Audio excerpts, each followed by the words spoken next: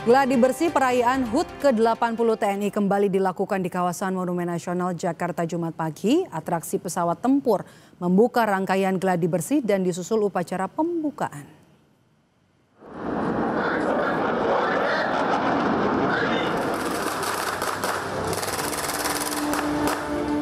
Dalam gladi ini Panglima TNI Jenderal Agus Subianto hadir memantau secara langsung kesiapan seluruh pasukan. Tidak hanya simulasi pertempuran darat, melainkan juga pertempuran udara dengan pesawat tempur hingga akrobatik tim Jupiter juga dilakukan.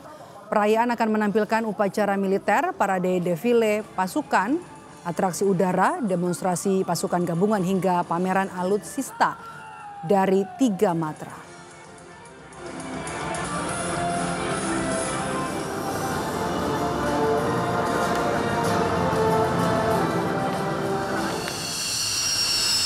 Sementara itu, Saudara, gladi bersih juga dilaksanakan TNI Angkatan Udara di Lanut Halim Perdana Kusuma. Ini dilakukan agar demo udara pada acara Hari Ulang Tahun TNI berjalan efektif dan meriah. Puncak HUT ke-80 TNI nantinya akan menampilkan atraksi dari Jupiter Aerobatic Team, pesawat tempur F-16 Fighting Falcon, kemudian juga ada pesawat Grop G-120 TPA, pesawat tempur Sukhoi Su-2730 dan juga pesawat tempur T-501 Golden Eagle.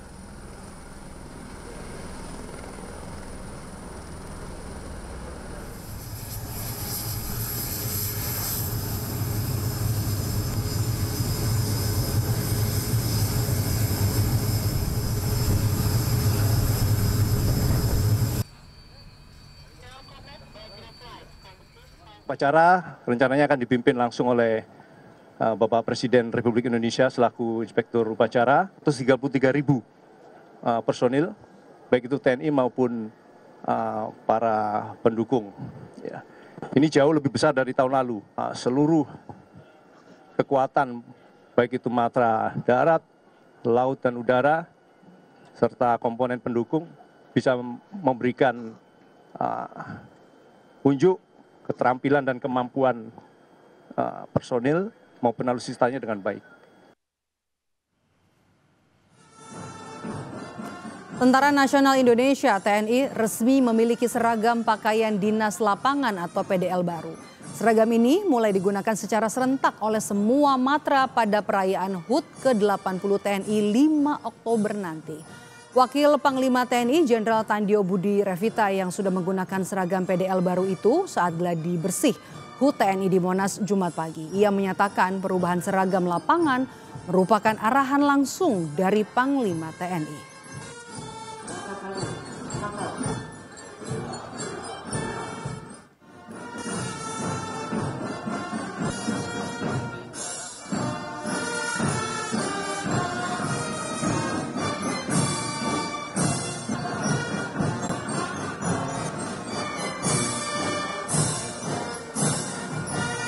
Warna PDL TNI ini baru nih Pak, ya?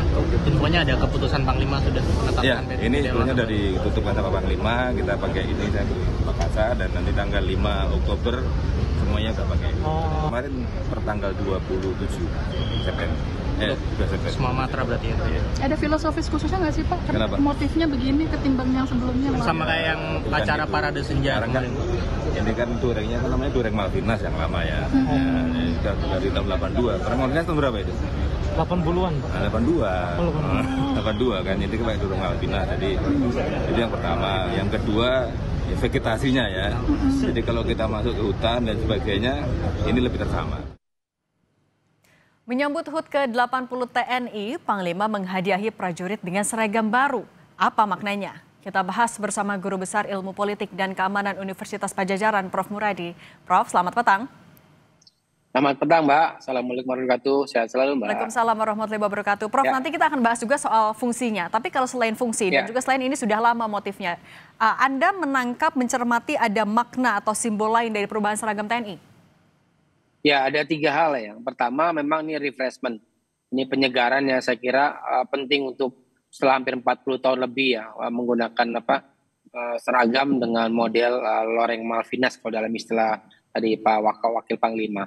Yang kedua ini menyangkut soal saya nyebutnya sebagai satu bukan shifting, proses pergeseran dari karakteristik hijaunya memang sudah menjadi karakter hijau yang banyak dipakai oleh banyak tentara di negara ya, termasuk di US. Kemudian kalau kita geser misalnya teman-teman di Australia juga sudah pakai yang sama, warnanya agak mirip-mirip, hijau lebih muda dan seterusnya. Yang ketiga, saya kira ini agak penting buat ini adalah bagian penting dari upaya untuk memposisikan TNI dalam posisi yang jauh lebih modern. Kenapa? Karena warnanya jauh lebih energik dibanding sebelumnya. Artinya apa? Artinya model-model yang ini kemudian menjadi salah satu poin kenapa kemudian warna itu dipilih dan motif itu dipilih. Saya kira itu menjadi salah satu yang nggak kalah pentingnya. Kenapa kemudian pergantian warna, pergantian motif dan juga pada akhirnya pergantian seragam yang dimiliki oleh teman-teman di TNI begitu, Mbak. Tapi Prof. Muradi, artinya apakah lorengnya, warnanya memang lebih relevan dengan berbagai tantangan yang akan dihadapi TNI di usia ke-80? Ya, kalau normal misalnya kita bicara soal teknologi sebenarnya kan kalau untuk misalnya penyamaran dan sebagainya, kalau peperangannya model peperangan gerilya yang sifatnya kemudian tidak menggunakan alat-alat yang jauh lebih modern, saya kira oke. Tapi kan hari ini misalnya kita sudah mengatakan bahwa bahkan yang tertutup pun sekalipun itu bisa ditemui dengan misalnya radar pencari panas dan seterusnya. Tapi saya kira dalam fase proses shifting tentara Indonesia dari tentara yang kemudian lebih banyak menjadi bagian dari peperangan konvensional ya, itu ke peperangan yang jauh lebih modern, saya kira ini menjadi salah satu integrasi yang perlu dihargai juga. Kenapa kemudian? Karena tentara kita sekali lagi tadi bilang warna ini sudah menjadi warna kecenderungan digunakan oleh banyak negara yang memang pada akhirnya kemudian menegaskan ada nilai penyamaran tadi supaya kemudian tidak terintegrasi terlalu jauh dengan misalnya warna-warna yang ada di alam. Jadi memang pada akhirnya memang perlu ditegaskan seperti itu. Saya kira itu poin pentingnya. Oke. Nah, dalam rangkaian HUT kan juga kemarin ada parade di Teluk Jakarta yang cukup besar. Terus juga dibilangin di HUT nanti juga akan lebih meriah, lebih masif lagi. Ini apa yang bisa dan mau ditunjukkan TNI sih sebenarnya dengan parade alutsista yang semakin besar dari 3 matra? Ya, yang pertama kalau kita mau lihat misalnya, ini kan tahun pertama Pak Prabowo memimpin hampir 1 tahun ya. Ini kan sangat penting kenapa? Karena beliau background tentara. Saya kira ini juga menjadi salah satu pembeda dengan presiden sebelumnya, di mana kemudian karena Pak Prabowo backgroundnya tentara, maka beliau ingin pengembangan, penentuan, kemudian persepsi publik berkaitan dengan posisi TNI harus jauh lebih positif, lebih modern. Yang kedua, ini juga kemudian memberikan sinyal ke teman-teman di negara-negara regional ya, katakanlah di Asia Tenggara dan kemudian di Asia Pasifik, bahwa Indonesia dalam posisi sekarang itu sudah melakukan pengembangan yang serius terkait dengan kekuatan di tiap matra. Nah, yang ketiga saya kira juga penting ini untuk kemudian memastikan bahwa ini menjadi inspirasi betul misalnya ketika Pak Prabowo datang ke acara HUT parade militer yang ada di China bulan September awal ya, itu kan menjadi mungkin menginspirasi juga bahwa kemudian Indonesia sebagai satu kekuatan di regional juga memiliki hal yang kurang lebih mirip dengan yang dimiliki oleh China. Paling tidak misalnya ini akan menjadi progres baru untuk pengembangan kekuatan militer Indonesia di minimal sekali di regional ya, di Asia dan juga Asia Pasifik begitu, Mbak. Artinya bisa dibilang momentum juga untuk memamerkan kekuatan pertahanan Indonesia termasuk di mata internasional? Ya, artinya ini ada dua konsekuensi. Pertama, langkah Pak Prabowo untuk memodernisasi alutsista itu nggak boleh berhenti. Kenapa? Karena orang misalnya kemudian kita di dunia internasional misalnya memperdebatkan apakah penting Indonesia memiliki misalnya kapal induk. Itu kan artinya memang perlu kemudian tidak boleh berhenti. Yang kedua adalah pengembangan terus-menerus misalnya soal pengembangan industri pertahanan kita untuk bisa menopang. Karena dua konsekuensi ini saya kira penting buat kita semua. Karena kalau ini hanya sekedar misalnya hari ini saja atau misalnya tanggal 5 saja nanti, sementara kemudian berikutnya tidak secara konsisten terus-menerus, maka orang akan menangkapnya berbeda. Jadi saya kira ini sinyal positif buat teman-teman di TNI, sinyal yang serius buat teman-teman di regional, dan sinyal yang kemudian bisa ditangkap kooperatif dengan wilayah-wilayah yang jauh lebih luas katakanlah di di beberapa regional lain, misalnya di luar Asia Tenggara begitu. Ya, kalau misalnya alutsista modern dari 3 matra juga kan akan dilibatkan, akan dipamerkan. Ini bagian dari gengsi di sisi pertahanan kita nggak? Oh iya, kalau misalnya gini, sampai hari ini kalau misalnya kita ngelihat military balance ya 2025 kan secara kuantitatif kita jauh lebih besar di Asia Tenggara, kita lebih besar ya. Bahkan dibandingkan misalnya dengan Vietnam sekalipun ya. Tapi kalau kemudian secara teknologi kita masih agak tertinggal dari teman-teman Singapura. Kita belum punya misalnya model pesawat F-35 yang Singapura sudah punya lebih dari 3 skuadron. Kemudian misalnya kita belum bisa mengembangkan misalnya medium light tank yang baru kemarin kerjasama kita dengan Turki. Sementara Malaysia sudah mulai mengembangkan dalam 5-10 tahun terakhir misalnya. Kemudian di Thailand misalnya juga sedang mengembangkan soal panser yang jauh lebih multi medan ya. Nah, artinya maksud saya ketika kemudian itu dikembangkan, ada 2 konsekuensi melakukan modernisasi pertahanan jauh lebih masif. Yang kedua, memastikan bahwa industri pertahanan kita bisa menopang itu.